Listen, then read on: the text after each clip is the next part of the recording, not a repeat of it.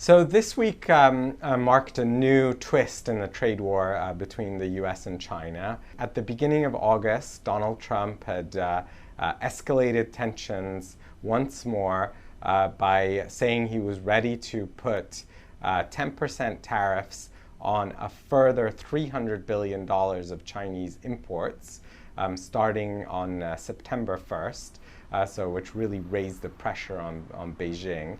But this week, he sort of abruptly decided that he would only plow ahead with about half of those tariffs, and he would delay the rest until mid-December in order to shield the U.S. consumer from higher prices during the Christmas shopping season. Now, that was initially greeted with some relief in the markets, because it was seen as a sort of as a climb down by the U.S. president. But then it dawned on many investors that the Chinese were unlikely to come together and craft a deal anytime soon, and that some of the damage to the global economy has already been done. So the two sides were very close to a deal in May, and then the talks broke up abruptly.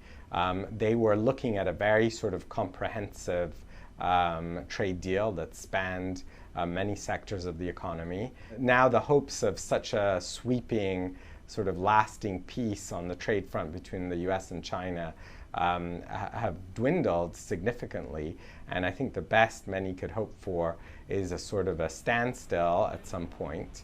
It looks like the motivations to strike a deal, particularly on the Chinese side, have subsided, that China is digging in for a long fight, potentially until after the 2020 presidential election, in the hope that possibly they could have a friendlier, or at least more predictable president in the White House. And on the U.S. side, there seems to be very little appetite to back down significantly. Trump, I think, still believes that sort of bashing China is politically the right thing to do. On the other hand, there are signs that the markets are in trouble, partly because of the trade war, and there are fears about a potential recession on the horizon.